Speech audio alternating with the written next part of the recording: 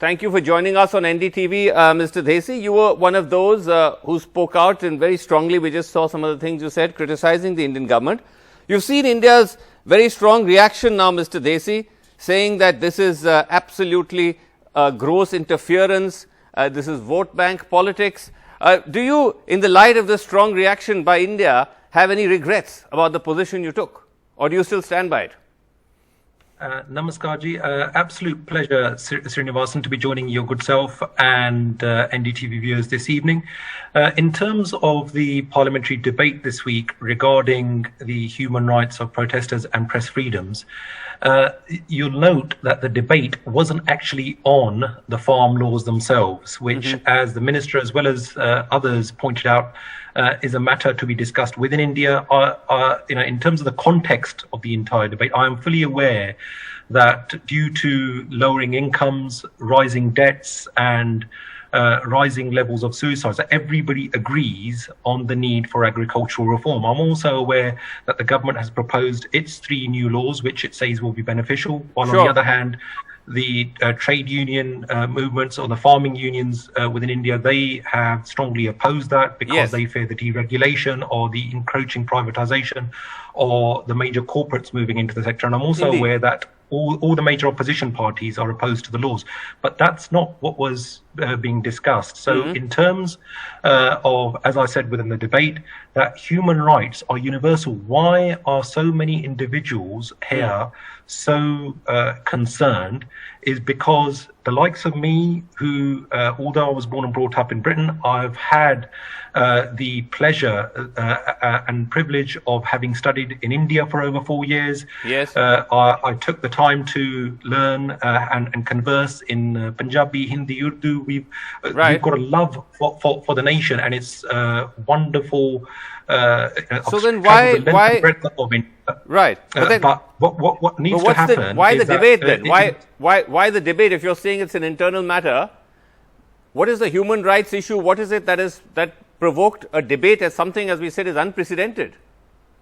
So while laws of any nation, that they are something that's discussed within the polities of that nation, that human rights, things to do with press freedoms, hard-won academic freedoms, press freedoms, Srinivasan, the likes of yourself, to be able to independently portray how you see things, that is crucial. And so when we saw the footage of water cannons, tear gas and brute force being used against peacefully protesting farmers on their way to Delhi, that pained many of us whose parents and grandparents had actually tilled the land within the Punjab, that they had been farmers for decades. And that also is why more than 100,000 people signed an official parliamentary petition. And therefore, it is incumbent for that issue to be debated within Parliament. But let me ask you this, that what do you make of what the Indian government is saying, though? They're saying that this is vote bank politics, that those like yourself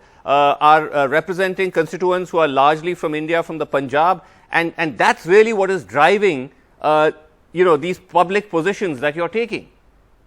Well, I think that is very, very disingenuous if anybody was to classify this as just a Punjabi issue or a Sikh issue. We have seen, as I noted within the debate, that there are certain unscrupulous elements, even within the mainstream Indian media, who have gone to great lengths to paint the Sikhs as separatists or terrorists, or for the likes of me, who have dared to speak up about the human rights of those protesters, that they have labeled the likes of myself as troublemakers or as separatists, or we are trolled by hundreds of fake Twitter accounts and profiles, and the 2 rupee a tweet Twitter troll factory comes into full force. But we know that the protests in India have been from different states. There are Hindus, Sikhs, Muslims, Christians, farmers and workers.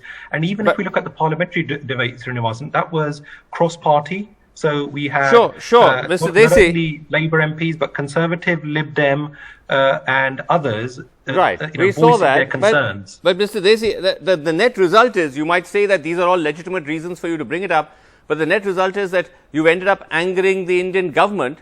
India, as you know, a very close ally of Britain. Isn't that something which is of deep concern that now India, I mean, there's a strain on India-UK ties as a result of this.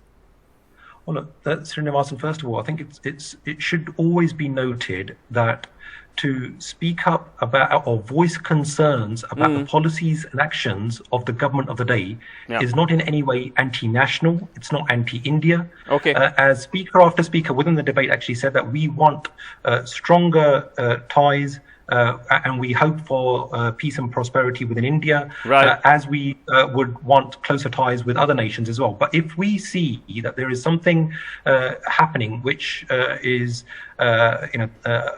unsavory, or if we feel that there is an attack on human freedoms or academic freedoms or press freedoms, with journalists and trade unionists being arrested, including female activists who it is alleged have faced sexual assault or torture while in custody.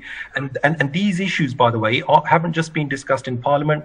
They have been aired globally on social media and in the media as well. So I think that's why it's important to voice those concerns. Okay, fair enough.